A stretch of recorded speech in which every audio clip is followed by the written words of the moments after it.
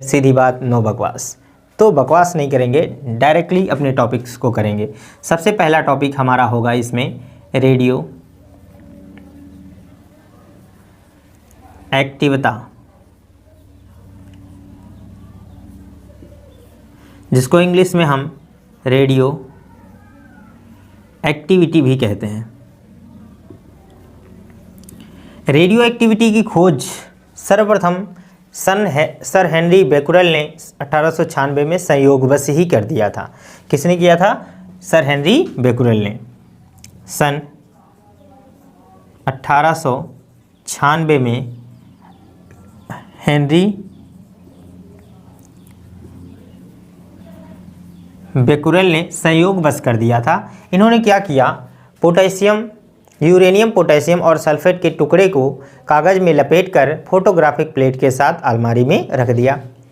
अब हुआ क्या, कुछ समय बाद जब इन्होंने उस फोटोग्राफिक प्लेट को निकाला और वहाँ से यूरेनियम, पोटेशियम और सल्फेट के टुकड़े को जब निकाला तो देखा कि फोटोग्राफिक प्लेट जो है वो काला पड़ गया था।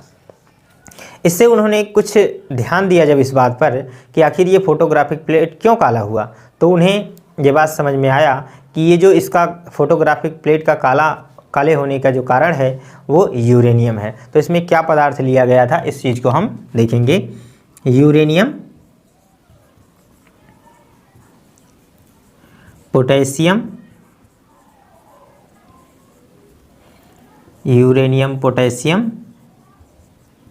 सल्फेट का टुकड़ा लिया और इसको फोटोग्राफिक प्लेट के साथ रख दिया। फोटोग्राफिक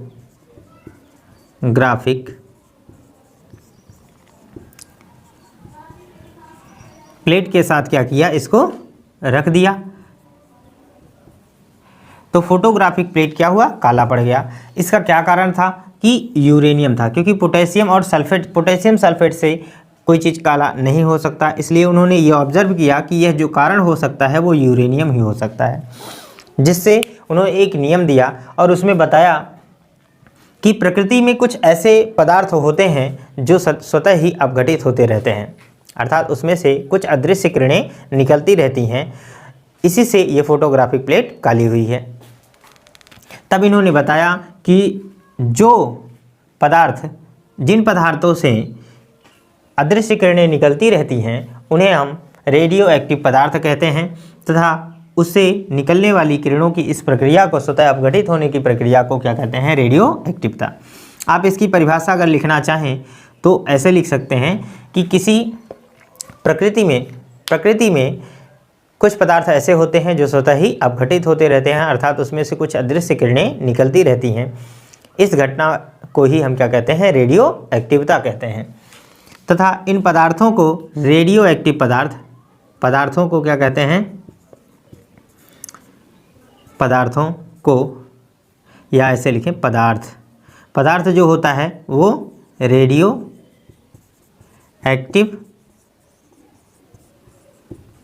पदार्थ कहलाता है। और इनसे निकलने वाली किरणें जो होती हैं वो रेडियो एक्टिव किरणें, यहाँ पर ऐसे लिखें, रेडियो एक्टिव किरणें, या इनके नाम पर बेकुरेल किरणें कहलाती हैं। बेकुरेल किरणें कहलाती हैं। इसके बाद रेडियो एक्टिवता में और साइंटिस्टों ने बहुत सारा प्रयोग किया और उन्होंने कुछ और पदार्थों का पता लगाया, जैसे कि ये क्या है? यूरेनियम है। साथ में इसके अतिरिक्त प्रकृति में और भी पदार्थ होते हैं रेडियो एक्टिव जो स्वतः ही क्षय होते हैं। इसके संबंध में 2 साइंटिस्ट और हैं, जिसमें से एक का नाम है मैडम क्यूरी तथा पियरे क्यूरी। ये दोनों दंपति हैं, पति पत्नी हैं। इन्होंने एक नए पदार्थ की खोज की थी। ये क्या हैं? दंपति हैं, ये भी लिख लेंगे। इन्होंने एक नए पदार्थ की खोज की जिसका नाम है रेडियम। आप जानते होंगे रेडियम का नाम आप लोगों ने सुना होगा। रेडियम एक बहुत ही कॉस्टली पदार्थ होता है, यह भी क्या है, एक रेडियो एक्टिव पदार्थ है। तो ये था रेडियो एक्टिवता। दोस्तों इस बात को समझ गए होंगे रेडियो एक्टिव क्या है, बहुत ही आसान सा टॉपिक है। रेडियो एक्टिवता किसे कहते हैं, आप इसको वीडियो के लेक्चर को सुनकर लिख सकते हैं या आपको PDF फाइल में नोट्स मिल जाएगा, ठीक है। अब इसके बाद हम इसी में अगला टॉपिक अपना करते हैं रेडियो एक्टिवता के संबंध में। रेडियो एक्टिवता के संबंध में रदरफोर्ड का प्रयोग। रदरफोर्ड ने क्या प्रयोग किया कि रेडियो एक्टिव पदार्थ जब अपघटित होते हैं तो उसमें से जो किरणें निकलती हैं उन किरणों की प्रकृति क्या है, किस प्रकार की वो किरणें होती हैं, कितने प्रकार की किरणें होती हैं, इसके लिए उन्होंने एक प्रयोग किया। उस प्रयोग को समझते हैं कैसे किया। इन्होंने सबसे पहले यहाँ पर क्या किया, एक लेड बॉक्स लिया। क्या लिया, लेड बॉक्स। इस तरह से लेड का एक बॉक्स लिया और इसमें छोटा सा छिद्र कर दिया, ठीक है, और इसके अंदर एक रेडियो एक्टिव पदार्थ रख दिया। इसके अंदर ये क्या है हमारा, रेडियो एक्टिव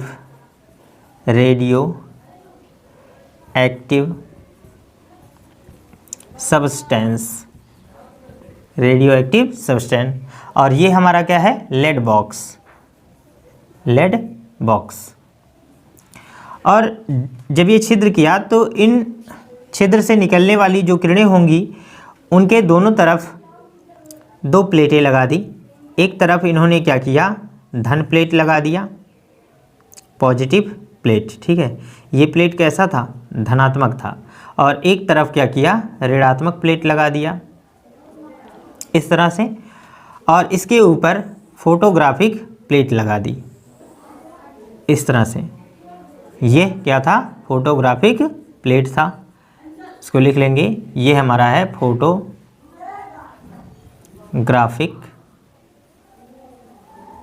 प्लेट। फोटोग्राफिक क्या है, प्लेट है। अब इन्होंने देखा कि कुछ किरणें ऐसी थी, यहाँ से जब किरणें निकली तो कुछ किरणें इस साइड गईं, ठीक है, और कुछ किरणें जो थी वो इस साइड में चली गईं। और कुछ किरणें बिना विचलित हुए सीधे ऊपर की ओर जाने लगीं। तो इससे उन्होंने निष्कर्ष निकाला और इन किरणों का कुछ नाम रखा। देखिए ये क्या होगा, जो किरणें प्लस प्लेट की ओर निकली मुड़ी हुई हैं, ठीक है, वो क्या है, ऋण किरणें हैं। जैसे आप जानते हैं धन तथा ऋण में क्या होता है, आकर्षण होता है। तो जो किरणें प्लस प्लेट की ओर मुड़ी हैं वो निगेटिव किरणें हैं और इन्होंने इन किरणों का नाम रखा बीटा किरणें रखा। और जो माइनस प्लेट की ओर मुड़ी हैं वो पॉजिटिव किरणें हैं और उनका नाम रखा उन्होंने अल्फा किरणें। क्या रखा, अल्फा किरणें। और जो किरणें इस वैद्युत क्षेत्र में विक्षेपित नहीं हुई हैं, सीधे निकल रही हैं, वो किरणें क्या हैं, उदासीन हैं, अर्थात उन पर कोई आवेश नहीं है। और इन किरणों का उन्होंने नाम रखा गामा किरणें, ठीक है। तो इस तरह से उन्होंने प्रयोग किया और इनकी प्रकृति के बारे में बताया। आप इसका एक बार स्क्रीनशॉट ले लीजिए वीडियो को पॉज करके, फिर हम आगे इसमें अल्फ़ा बीटा किरणों के गुणों को देखते हैं, ठीक है। चलिए स्क्रीनशॉट ले लिया होगा, ठीक है। वीडियो को पॉज किया करो और तुरंत स्क्रीनशॉट ले लिया करो, या फिर आपको वीडियो की PDF फाइल तो मिल ही जाएगी।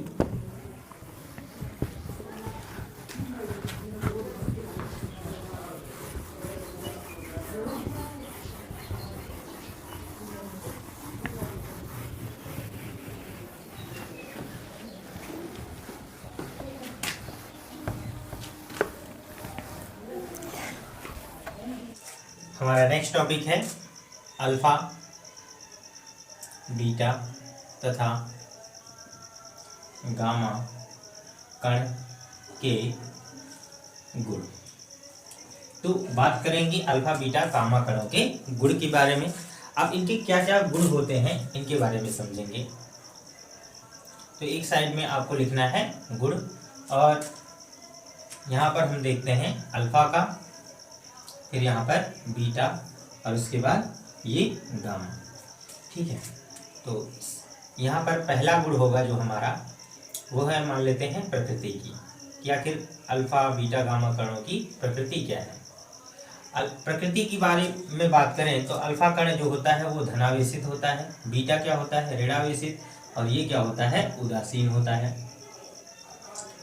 क्योंकि यह विद्युत क्षेत्र में विचलित नहीं होता है। और बीटा कण क्या था, प्लस वाले की ओर रिफ्लेक्ट हो गया था, और ये क्या था, माइनस की ओर। अब दूसरी बात करते हैं आवेश की, इस पर आवेश कितने होते हैं। तो आवेश जो है, अल्फा कण आप जानते हैं हीलियम परमाणु का नाभिक होता है, और हीलियम में 2 प्रोटॉन होते हैं, और एक प्रोटॉन का जो आवेश होता है वो 1.6 × 10⁻⁹ होता है। तो इसमें प्लस 3.2 × 10⁻−19 कूलम होते हैं, और ये तो आप इलेक्ट्रॉन के बराबर होता है 1.6, ये माइनस होता है गुणे 10⁻−19, ये भी कूलम, ये भी कूलम, और ये क्या होता है आवेश रहित होता है, आवेश रहित, तो उदासीन है। ठीक है, अब बात करेंगे इसकी ऊर्जा की। तीसरी बात हम करते हैं ऊर्जा की। अल्फा कण की जो ऊर्जा होती है वो कम होती है, और बीटा कण की इससे अधिक होती है, और इसकी क्या होती है सर्वाधिक होती है, सबसे अधिक होती है गामा कण की। बात करें चौथा टॉपिक, आयनीकरण क्षमता। आयनीकरण क्षमता, तो अल्फा कण की जो आयनीकरण क्षमता होती है वो बीटा से 100 गुना अधिक होती है, और जो बीटा का होता है वो गामा से 100 गुना अधिक होता है, और इस पर आवेश ही नहीं होते हैं तो ये शून्य होता है। ठीक है, ये क्या होता है शून्य होता है। बात करें अगर भेदन क्षमता की, क्या करेंगे भेदन क्षमता, भेदन क्षमता, तो अल्फा कण का क्या होता है बहुत ही कम होता है, और इसका इससे थोड़ा ज्यादा होता है, अधिक होता है, और इसका क्या होता है सर्वाधिक होता है। क्या होता है भाई सर्वाधिक होता है, यानी सबसे ज्यादा होता है। ठीक है, अब फिर यहाँ पर समझेंगे छठा टॉपिक, फोटोग्राफिक प्लेट पर कैसा प्रभाव डालते हैं। फोटोग्राफिक प्लेट पर प्रभाव, फोटोग्राफिक प्लेट पर जो प्रभाव है वो ये कम डालता है, ये अधिक करता है। ठीक है, और ये क्या करता है सर्वाधिक, सबसे ज्यादा प्रभाव गामा डालता है। और बात करेंगे इसके स्पेक्ट्रमों की, तो जो स्पेक्ट्रम होते हैं,